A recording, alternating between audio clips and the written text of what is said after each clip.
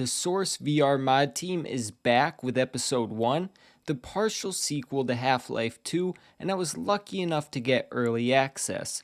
For those of you who don't know, Half-Life 2 took Valve 6 years to develop. To avoid another long development, Valve decided to switch to an episodic development of their Half-Life series. As a result of that decision, episode 1 came out 2 years later in 2006. And now, thanks to the Source VR mod team, we get to play it in VR. Or I do, I should say. But don't worry, you'll be able to play it soon on March 17th to be exact, and you'll get a sneak peek through this review to hold you over until then. Episode 1 begins right where Half-Life 2 ended. With the Citadel destroyed, you and Alex team up to repair the Citadel's core and escape City 17. The story of Episode 1 is spread out over 5 chapters. Each chapter is packed full with first-person shooter action, problem solving, and storytelling that's very hard to find in most modern games. The difficult thing about reviewing a flat screen to VR mod is a lot of the review is about the game itself. However, not all VR mods are made equal. The work done by the Source VR mod team makes these flat screen games feel like native VR titles. Even the story progression feels like it was made for VR. There is a scene in the beginning of the game where you and Alex need to get across a canyon, so you and her get into a car and you're thrown across the gap by her robot dog.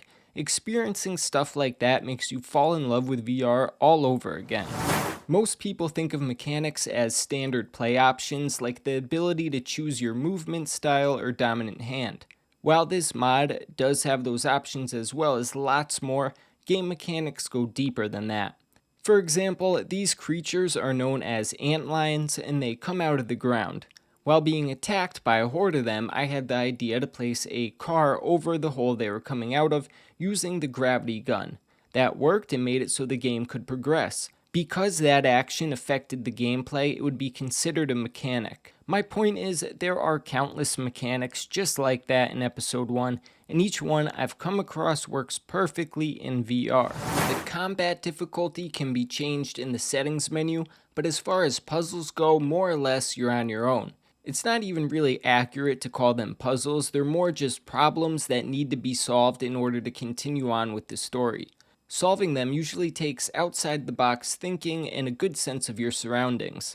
If you do get stuck, you could technically look up a walkthrough very easily, but I would highly recommend avoiding that. Since playing, I've gotten stuck multiple times, but if you just keep trying and thinking of a solution, you'll get through it, and when you do, that gives you a priceless sense of satisfaction. I can't express how sick I am of the cartoonish art style that we see repeatedly in the VR industry, and while these graphics might not be photorealistic, it was so nice to see a game that strives for some level of realism. When episode 1 was originally released, critics praised the game's ability to create a sense of tension and suspense through its visuals, helping draw players into the game's world and story. As you can imagine, that combined with the highly detailed sci-fi environments provides an incredibly immersive experience. I linked the Steam page for the mod in the description below, as well as a donation link that goes directly to the Source VR mod team. While you have to own Half-Life 2 Episode 1 to play, the mod itself is free, and I'm sure the Source VR mod team could use all of our support.